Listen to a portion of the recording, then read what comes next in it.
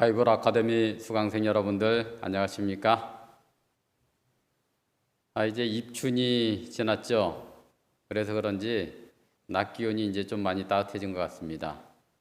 우리 바이블 수강생 모든 분들도 이제 가슴을 더 활짝 펴시고 하나님의 말씀을 더욱더 열심히 공부하시고, 지금 이 세상의 마지막 때가 되어서 이제 이 세상으로 계절으로 말하면 겨울의 마지막 끝머리가 아닌가 하는 생각이 듭니다.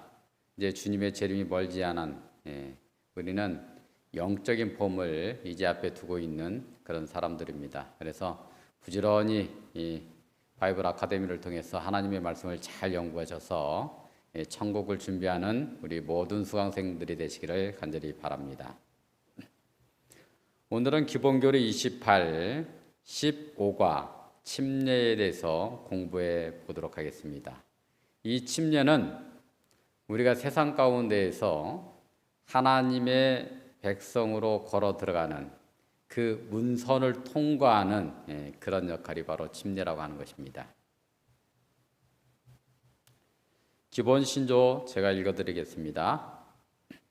침례를 받음으로 우리는 예수 그리스도의 죽으심과 부활을 믿는 신앙을 고백하고 죄에 대하여 죽고 새 생활을 살려는 우리의 의도를 나타내게 된다. 그렇게 함으로 그리스도를 주와 구주로서 인정하여 그분의 백성이 되고 교회의 일원이 된다. 침례는 그리스도와의 우리의 연합, 우리 죄의 용서, 성령을 받아들임에 대한 상징이다. 이 예식은 물에 잠기는 방식으로 행하고 예수 그리스도에 대한 믿음과 죄를 회개하는 증거가 확인될 때 베풀어진다. 침례는 성경을 가르쳐서 그 가르침들을 받아들인 후에 시행된다. 이게 이제 기본 시점입니다. 이 침례는 반드시 받아야 됩니까? 구원받기 위해서 침례는 반드시 필요한 것입니까? 이렇게 질문할 수가 있죠. 요한복음 3장 3절로 5절에 보면 그 질문에 대한 답이 정확히 나와 있습니다. 예수께서 대답하여 가라사대 진실로 진실로 내게 이르노니 사람이 거듭나지 아니하면 하나님 나라를 볼 수 없느니라. 4절 니고데모가 가로되 사람이 늙으면 어떻게 날 수 있삼나이까? 두 번째 모태에 들어갔다가 날 수 있삼나이까? 예수께서 대답하시되 진실로 진실로 내게 이르노니 사람이 물과 성령으로 나지 아니하면 하나님 나라에 들어갈 수 없느니라. 여기서 말하는 물과 성령으로 나는 것이 바로 침례라고 하는 것입니다. 침례를 받지 않으면 하나님의 나라에 들어갈 수가 없는 것입니다. 물과 성령으로 하나님의 자녀로 거듭나는 침례를 받아야지만이 구원받아 하나님 나라에 들어갈 수 있다라고 하는 것입니다. 그러면 이 중요한 침례는 누가 공인해 주었을까요? 예수님께서는 침례 요한이 침례를 베풀고 있는 요단강으로 가셨습니다. 그리고 요한에게 침례를 베풀어 줄 것을 요청하셨죠. 그때 요한은 깜짝 놀래가지고 내가 당신에게 침례를 받아야 될 터인데 당신이 내게로 오시나이까? 라고 말을 하면서 만류를 했습니다. 그때 예수님께서 침례를 받아야 되는 이유에 대하여 이렇게 말씀하십니다. 마태복음 3장 15절 말씀입니다. 예수께서 대답하여 가라사대 이제 허락하라. 우리가 이와 같이 하여 모든 의를 이루는 것이 합당하니라 하신대. 이에 요한이 허락하는지라. 하나님의 아들이신 예수님께서 침례를 받으심으로 모든 사람이 의에 이르는 방법을 모범으로 보여주신 것입니다. 그리고 예수님께서 침례를 받으시고 하늘이 열리고 성령이 비둘기처럼 내리게 됩니다. 물과 성령으로 침례를 받으신 증거입니다. 그리고 하늘에서 이러한 음성이 들리게 되죠. 마태복음 3장 17절 말씀. 하늘로서 소리가 있어 말씀하시되 이는 내 사랑하는 아들이요 내 기뻐하는 자라 하시니라. 예수님께서 모본을 보여주셨고 아버지 하나님께서 이는 내 사랑하는 아들이요 기뻐하는 자라고 승인해 주신 것입니다. 그러므로 우리 역시 예수님의 모본대로 침례를 받게 되면 하나님께서 승인하신 대로 하나님의 자녀로 거듭나게 되는 것입니다. 그러면 침례를 받으면 우리에게 어떤 유익이 있습니까? 이렇게 질문할 수가 있죠. 마가복음 16장 16절에 이렇게 말씀하십니다. 믿고 침례를 받는 사람은 구원을 얻을 것이요 믿지 않는 사람은 정죄를 받으리라. 우리가 왜 침례를 받는다고요? 구원을 얻기 위해서 침례를 받는 것입니다. 예수 그리스도를 구주로 믿고 침례를 받는 사람은 구원을 받게 되는 것입니다. 사도교회에서는 사람들이 그리스도를 받아들이게 되면 곧 침례를 베풀었습니다.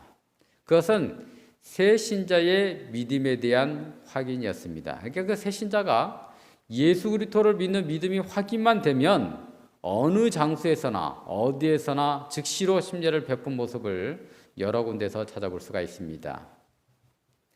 사도행전 8장에 보면 빌립이 예수 그리스도를 전도하며 그를 받아들이는 사람들에게 침례를 베풀었습니다.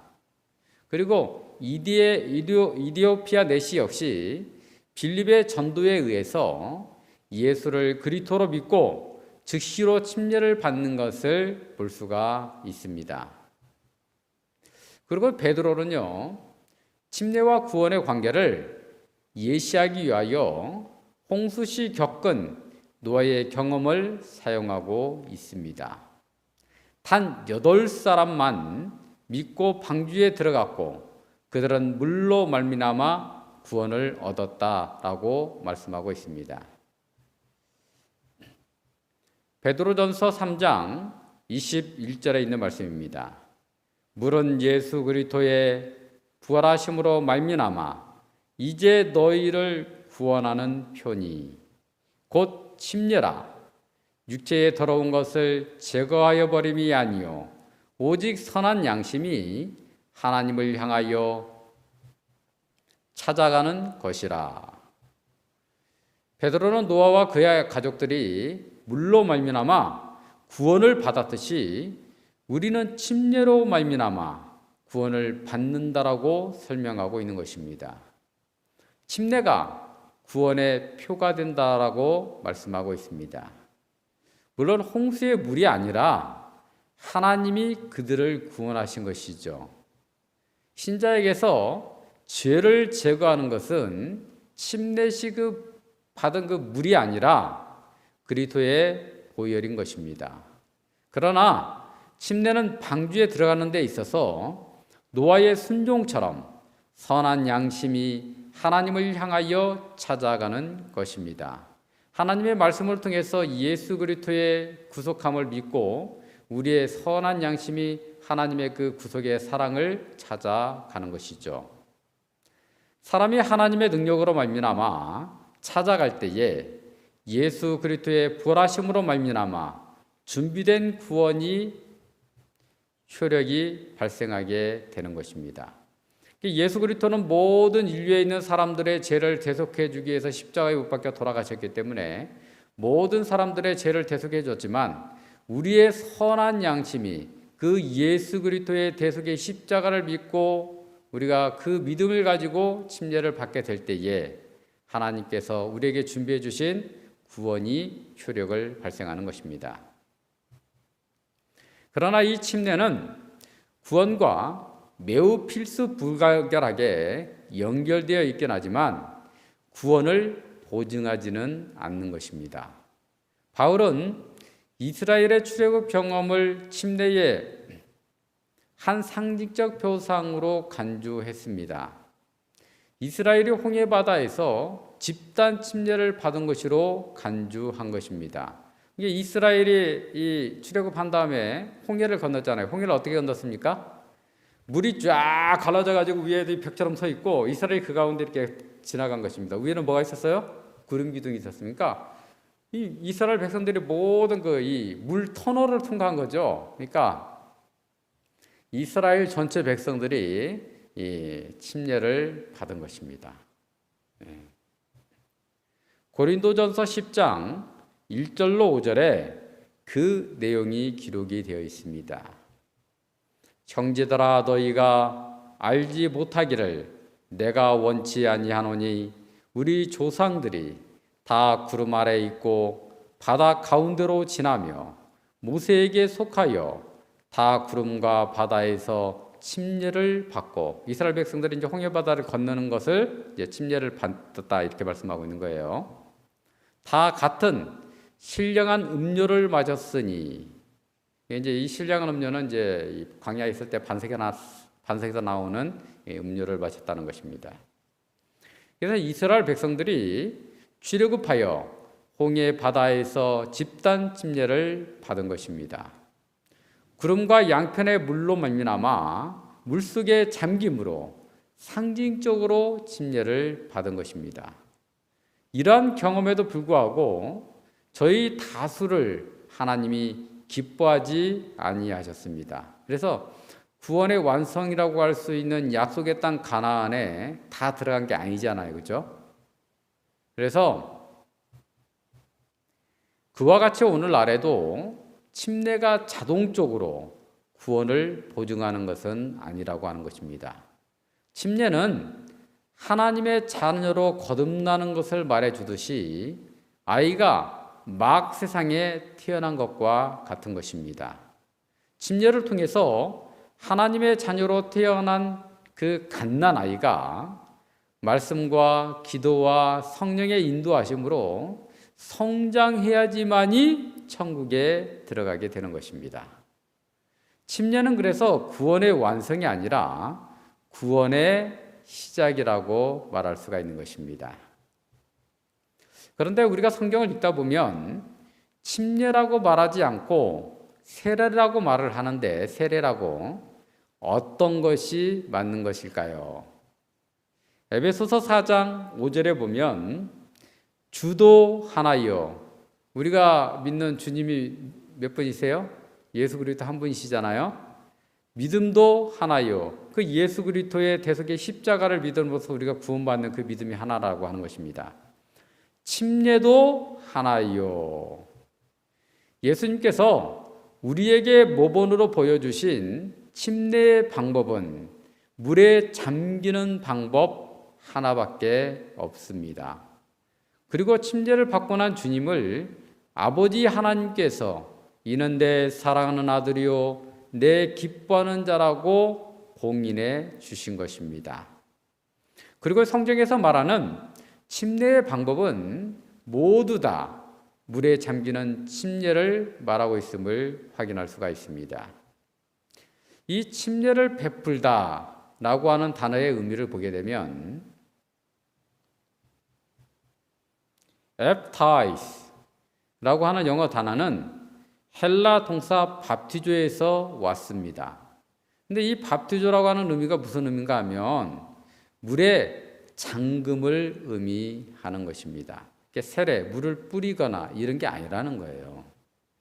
주님께서 모본으로 보여주신 침례의 방법이 하나밖에 없는데 지금은 물을 뿌리거나 성호를 그리거나 물을 이렇게 붓거나 여러 가지 방법을 사용하는데 그것은 그 이후에 사람들이 고안한 방법이고 성경에서 우리에게 가르쳐주는 단 한 가지의 침례의 방법은 물에 완전히 잠겼다가 다시 올라오는 것입니다. 여러분들은 하나님께서 공인해 주신 그 방법대로 침례를 꼭 받게 되시기를 바랍니다. 그렇다면 물에 완전히 잠기는 그 침례의 의미는 무엇인가? 이 침례가 우리가 하나님의 자녀로 이제 하나님의 백성으로 이제 거듭남을 얘기하는데, 물에 완전히 잠기는 그 침례, 그것이 갖고 있는 의미가 무엇인가 하는 것입니다. 세 가지의 아주 중요한 영적인 의미가 있는데, 그것이 로마서 6장 3절로 4절에 보면 함축적으로 잘 요약이 되어 있습니다. 무릇 그리스도 예수와 합하여 침례를 받은 우리는 그의 죽으심과 합하여 침례 받은 줄을 알지 못하느뇨. 예수 그리스도와 함께 죽음에 참여하는 것입니다. 그러므로 우리가 그의 죽으심과 합하여 침례를 받음으로 그와 함께 장사되었나니, 침례는 예수님과 함께 장사되는 것을 상징하는 것입니다. 이는 아버지의 영광으로 말미암아 그리스도를 죽은 자 가운데에서 살리심과 같이 우리도 또한 새 생명 가운데에서 행하려 하려 함이니라. 예수 그리스도의 부활과 함께 우리가 새 생명으로 일어나는 것을 상징하는 것입니다. 그래서 이 침례는 세 가지 아주 중요한 상징적인 의미를 가지고 있습니다. 물에 완전히 잠기죠, 침례는. 그래서 그리스도와 함께 죄에서 죽는 것을 말하는 것입니다. 우리가 이 죄의 문제를 해결해야지 천국에 들어가거든요. 그래서 죄에서 완전히 죽는, 그래서 죄에서 해방이 돼야 된다고 하는 것입니다. 그래서 물속에 완전히 잠긴 상태가 잠시 동안 유지되잖아요. 예수님께서는 십자가에 돌아가신 다음에 3일 동안 어디에 가셨어요? 무덤에 들어가셨습니다. 장사 지내셨습니다. 그리스도와 함께 장사 지냄을 상징하는 것입니다. 그리고 다시 물에서 올라오실세, 물에서 다시 올라오잖아요. 물 위로. 그리스도의 부활의 생명으로 새 생명으로 다시 태어남을 의미하고 있습니다.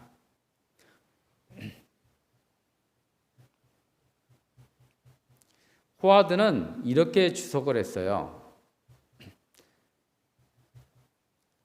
침례라는 상징적인 행위로 신자는 그리스도의 죽음 속으로 들어가며 진정한 의미에서 그분의 죽음이 그의 죽음이 된다. 그리고 그는 그리스도의 부활 속으로 들어간다. 그리하여 그분의 부활이 그의 부활이 된다. 침례는 죄에 대하여 죽고 주님의 부활과 연합하여 새 생명으로 태어나는 것을 의미하고 있는 것입니다. 그리스도의 사업을 위한 헌신의 상징이기도 합니다. 예수님께서는 침례 받으실 때에 당신의 기름 부음 혹은 당신의 아버지께서 그에게 부여하신 사명의 헌신을 상징하는 성령의 특별한 부어주심을 받았습니다. 비둘기처럼 성령이 내렸잖아요. 그죠? 이는 우리가 침례를 받을 때에 물의 침례와 더불어 성령 침례를 받아야 되는 것입니다. 성령의 능력 없이는 우리는 변화되는 삶을 살 수가 없습니다. 성령의 은사 없이는 우리는 주님께서 명령하신 복음을 땅끝까지 전하라고 하는 사명을 감당할 수가 없는 것입니다. 오늘날에도 우리가 아버지와 아들과 성령의 이름으로 침례를 받게 될 때에 우리는 헌식해 되고 성별되고 영원한 복음을 전파하는 일에 하늘에서 위대한 권세들과 연합되는 것입니다. 성령은 우리의 마음에서 죄를 정결케 하심으로 이러한 봉사를 하도록 우리를 준비시켜 주시는 것입니다. 성령의 침례는 초대교회에 복음을 능력 있게 증거할 수 있는 힘을 주셨습니다. 우리가 이 사도행전 2장에 보면 초대교회 1장 2장에 보면 초대교회의 사도들과 성도들이 불같은 성령 침례를 만약에 받지 못했다면 부흥의 역사는 기대할 수가 없었을 것입니다. 그리고 그 동일한 침례만이 교회가 영원한 천국 복음을 선포하는 그 사명을 완수할 수 있게 해주시는 것입니다. 또 침례는 하나님의 자녀로 거듭남의 상징인 동시에 교회에 입교하는 상징이기도 합니다.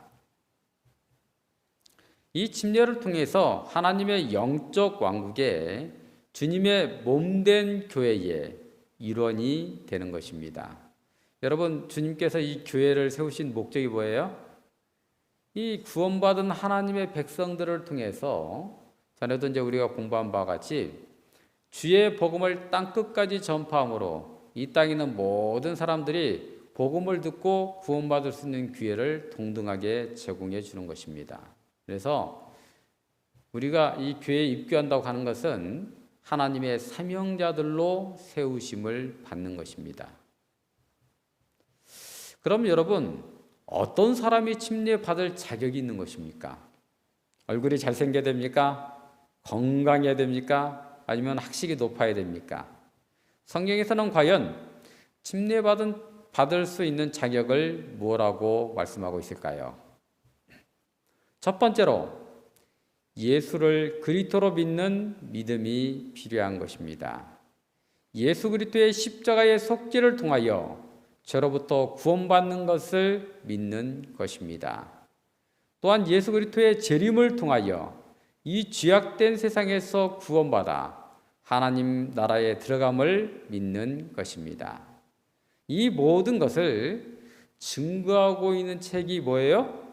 그것이 바로 성경입니다. 이 성령은 딱 두 가지를 증거하는 거예요. 초림하여 오시는 예수님과 재림하여 오시는 예수님을 증거하고 있는 책이 성경입니다.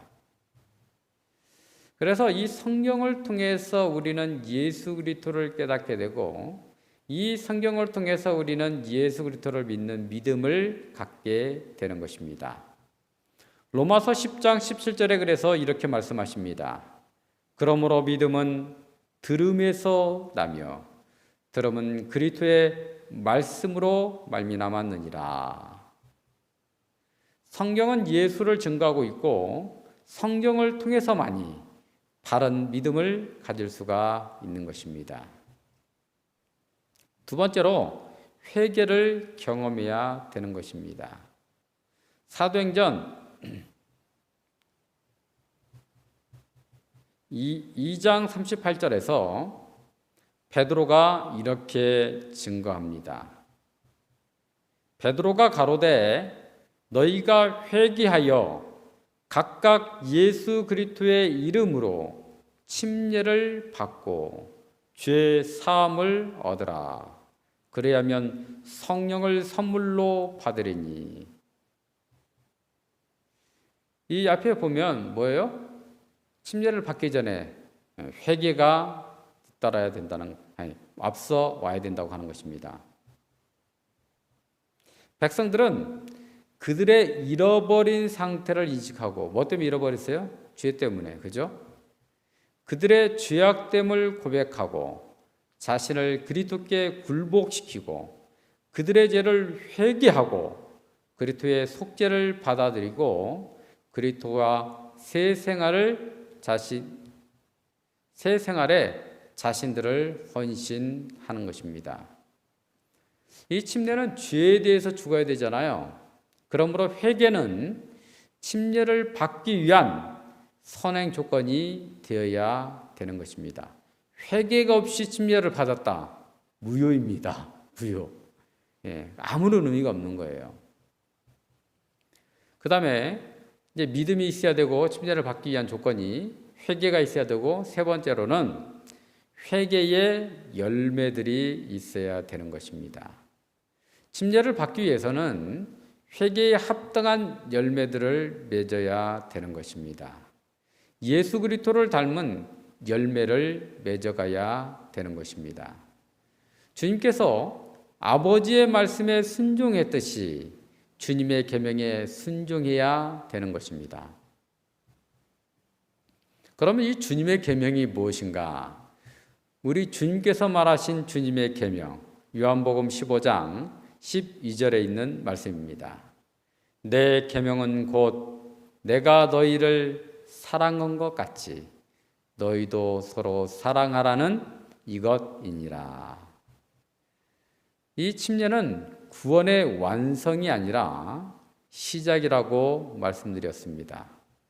그리스도를 닮은 녹익은 열매가 아니라 작은 열매들을 맺어가야 되는 것입니다. 그래서 침례를 받기 위한 그런 어떤 이 증거들로 그런 것이 있고, 우리가 침례를 받으면 점점점 성장해서 뭐예요? 장성한 분량까지 성장해 가는 것입니다. 그러므로 침례를 받기 위해서는 예수를 그리스도로 믿고 회개의 경험을 가지며 회개에 합당한 열매를 맺어야 되는 것입니다. 그리고 여러분들은 아마 유아 세례라고 하는 말을 많이 들어보셨을 것입니다. 유아들과 아이들이 침례를 받아야 됩니까? 침례를 받기 위해서는 침례가 가지고 있는 세 가지의 영적인 의미인 그리스도와 연합하여 죽고 장사 지내고 그리스도와 연합하여 다시 부활하는 영적인 의미와 예수를 그리스도로 믿고 회심을 경험하고 회개에 합당한 열매들을 맺어야 되는 것이 필수적으로 뒤따라야 된다고 말씀드렸잖아요. 그러면 여러분, 유아들과 아이들이 그것이 가능합니까? 불가능하죠. 그래서 이 성경에는 유아 세례에 대해서 단 한 번도 언급하고 있지 않습니다. 그렇다면 유아와 아이들은 구원받을 수 없는 것입니까? 왜냐하면 침례를 받음으로 우리가 구원에 이른다고 배웠으니까, 그죠? 그런데 주님의 이 말씀이 그 질문에 대한 답을 정확히 말씀해주고 있습니다. 마태복음 19장 14절에 있는 말씀입니다. 예수께서 가라사대 어린아이들을 용납하고 내게 오는 것을 금하지 말라. 천국이 이런 자의 것이니라 하시고, 이 말씀을 보면 어린아이들이 구원을 받아 천국에 들어갈 수 있다는 거예요, 없다는 거예요? 구원받을 수 있다라고 하는 것입니다. 그렇다면 유아 세례가 없다면 어린아이들은 어떻게 구원을 받을 수가 있을까요?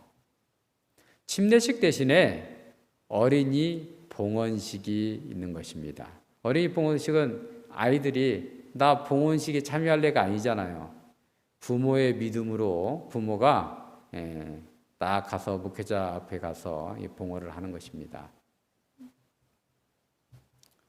그래서 어린이들은 자라나서 침례의 의미와 회심을 경험하고 회개의 열매를 맺을 수 있는 나이가 되었을 때에 그때 침례를 받으면 되는 것입니다.